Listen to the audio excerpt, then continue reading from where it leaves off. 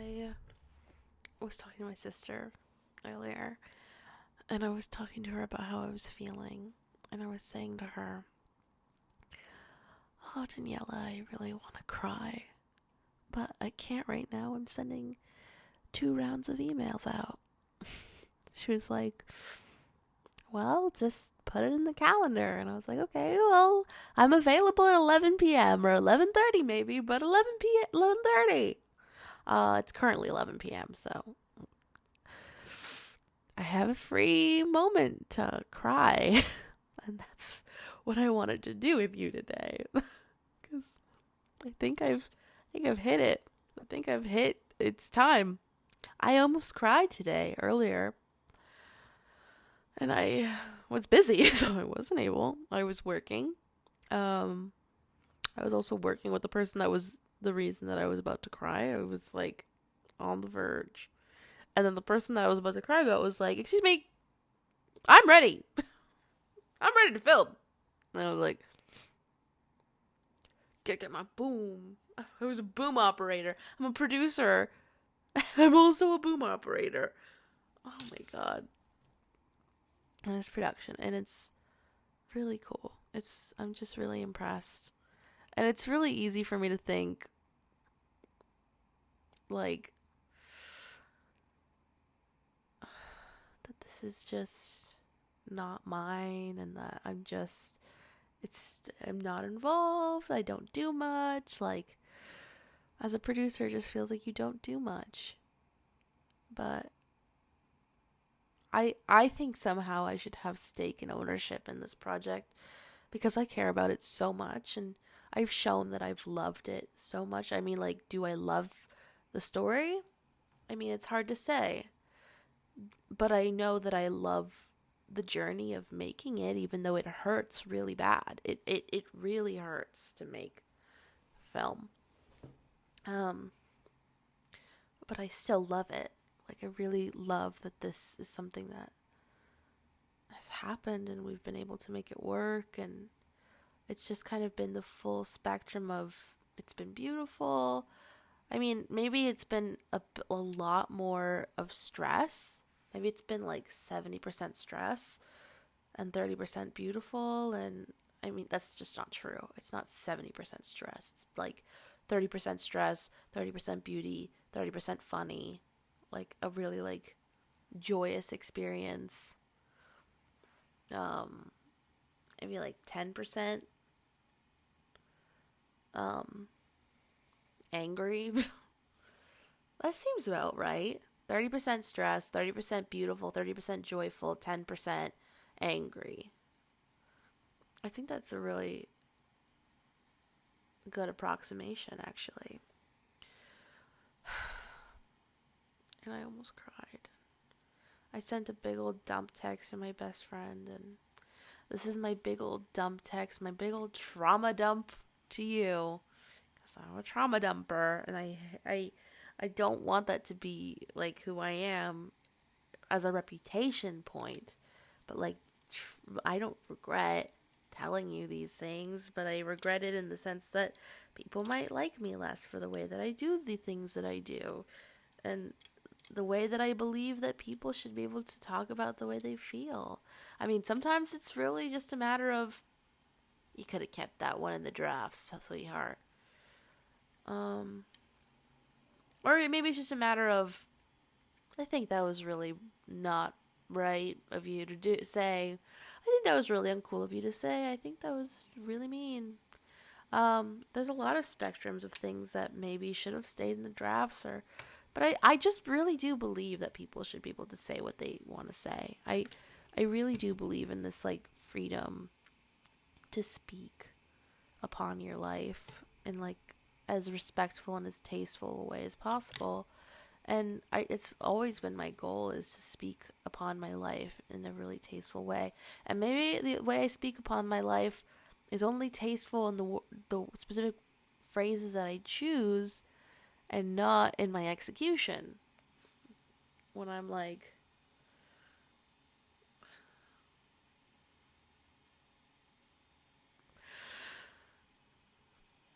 when I have someone being mean to me, and the first thing that comes to my mind, the first thing that came to my mind was I really wanted to say, can you back off?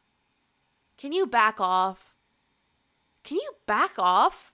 Like, I just wanted to be that person that said, can you back off? And that's just like wrong. Pretty sure you're not allowed to do that. Pretty sure that's really inappropriate of me to try to do. So I just go, copy that. Or I'm just like stone-faced. Or I go,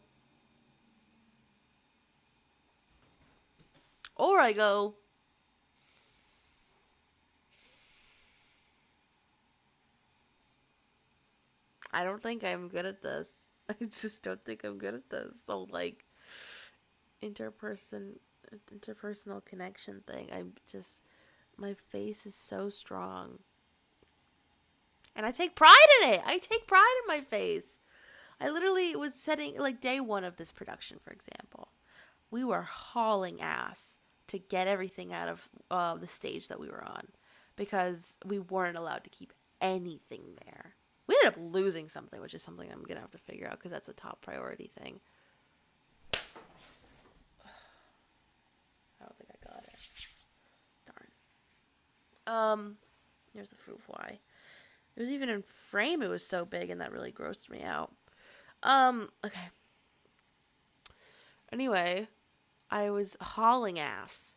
Very heavy, heavy, heavy stuff. And also just adrenalined out. And I was with, honestly, someone that I would consider, like, a friend. But, like, a work friend. Like, I would love to go and hang out with him. But also just, like, we definitely haven't. And I don't know if it's in the cards. But it should be in the cards. We've earned it. We've spent enough time together. Let's go. I don't know where. The movies? Do you want to go, like... He's the type of person that I would want to go, like, with a group of 15 and be like, let's go to the movies, talk about the movie, let's go get dinner, and then let's go drive home. Like, something like that. Something really chill, like a card night. Anyway. I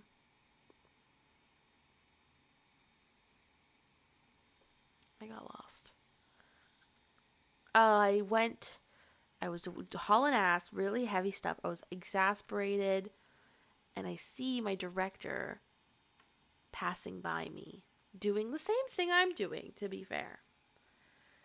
And he was like, we're getting it done. He even said in the group chat, today was rough. It was because putting shit away was rough. And I looked at him when I saw him in the elevator, and I went. And we saw each other for less than a second. And I went.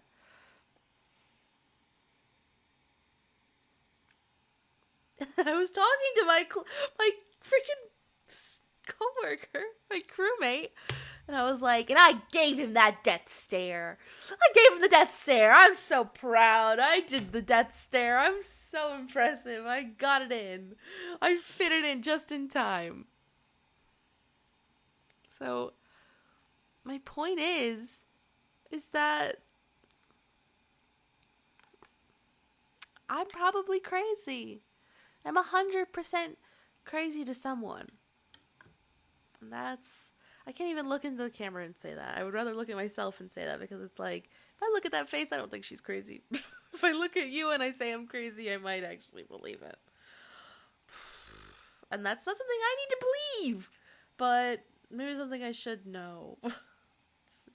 Everything's a dance. I think that's like my life saying currently. My new life saying is everything's a dance. And I called my sister. I told her how I felt. She was like, well, you really had a day where you needed to talk about your feelings. I wrote it to my best friend, and she was like, that would have been one of the drafts. Juliana, that was too long. Your best friend has her own life. She works really hard, and you work really hard, and just put it in the fucking diaries. I literally had my director tell me I should diary and journal, and I was like, and then I'm like, I want everyone to speak their truth on the internet, because I want to read it. Even though it hurts, I want it. Even though it hurts so bad, I want it so bad. Anyway, this is supposed to be a moment for me to cry. And I don't know if I have it, but I might. I might.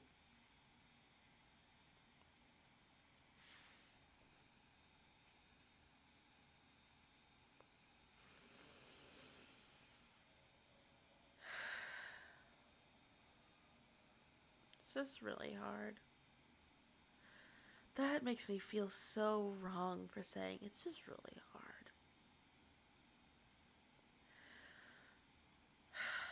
It just feels like I should be castrated for saying something like that. It just feels like nothing I do is good, and the route that I'm on is wrong and bad. Is wrong and bad and not something to have pride in. It feels like the route that I'm on with this film industry thing is just not impressive, not not not good, not helpful, or like I try my best to be helpful, but like it just really feels so dumb. I've always felt dumb my whole life. I felt I felt lazy. I felt inadequate. I felt fat. I felt ugly. I felt beautiful, of course, but like I felt ugly, and I just felt like there was always someone better than me. And with film, being in film, it's like, girl, there are people better than you. And also, the people that you're surrounded by, you don't respect all of them. And that's so frustrating because your entire life you get told you are who you surround yourself with, and then you're surrounded by people that you don't agree with politically, morally, people that you let into your body, your friendships, and they just like some of them they are just like you. But then there's something about them that you're like, "Oh, whoa. I see that within you, and I'm terrified of what your impact on me will be because of this thing about you that is abhorrently not aligned with me." And I don't know why my best friends of my childhood, I don't have these types of feelings towards. Maybe because we're all from the same town and community, and that just like the culture within that town. But something about film school, it's just like, I don't like the type of people that go to film school are just a different type of person. A lot of them are like so like hurt. And it really hurts to be surrounded by people that are that hurt. And I mean, they're all good people. But sometimes you want to roll your eyes when you say that they're good people, even though that's not true. Like, if I was an unbiased person, I would say they're all good people. Or if it was like, if there was a fair court, they are all really good people. In my mind, though, there are just things about them that I find abhorrently wrong. And that's just the way life is. And I used to just run from people that I didn't understand. Or I lived in a very homogenized community as a child. Of like Marin County, California is just so much like there's diversity, but really there just isn't. It's just like, and it's like a really these growing pains of getting to know people of all different lifestyles and being as kind as you possibly can, because I don't want to hurt anybody. I want to be a kind person to all these people, but it just hurts. It simply does. And it would be a crime to lie to myself, as much as it feels like I'm overshining over something beautiful like making a movie. Making a movie out of someone's dream, making someone's dream come true, should be more important than my anger and my need and my stress and my exhaustion over trying to be kind to so many different types of people that I just don't always agree with, even though they are good people. And I won't laugh at their jokes. I won't think that they're funny. I'll, say nothing. My presence will bring down a space because of this. It's just, it just wears on you. And it's really a dance of who you're working with. And most of the time you're not working with someone that's just like you, because it's just not it. Especially in film. I mean, film is boy city. But also, when you start making clicks of if you start saying stuff like, oh, there's not enough estrogen in this fucking school. If I start saying shit like that, I feel stares. I may not see them, but I feel the stares. If I'm like, there's just never enough girls on set. If I say something like that, I can feel someone being like, oh my god, this fucking girl again, trying to make men seem less than. The trend is that men are less than on the internet, and now this girl does it too. I can just feel it, and I'm like, it's just the truth. If you were surrounded by a shit ton of girls, you would do the same thing. But it is just I could practically be considered rude for what I'm saying. It probably would be voted upon as being a rude thing by certain people. It's just such a dance. And it really hurts. And I don't know how to not have it hurt. I really don't have it. I don't know what it is that makes it just not hurt. I don't know if I truly believe it's drugs. I really do. And I'm like, it's just drugs. Because, a lot of people at the school vape. Someone that I was friends with recently died. And apparently, we don't know why they passed. I didn't even know they were addicted to drugs. I probably should have assumed as such.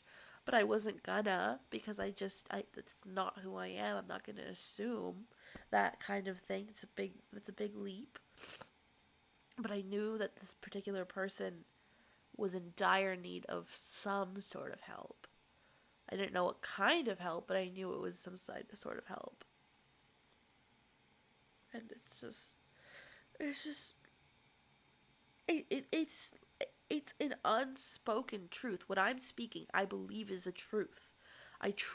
In my bones, I believe this. But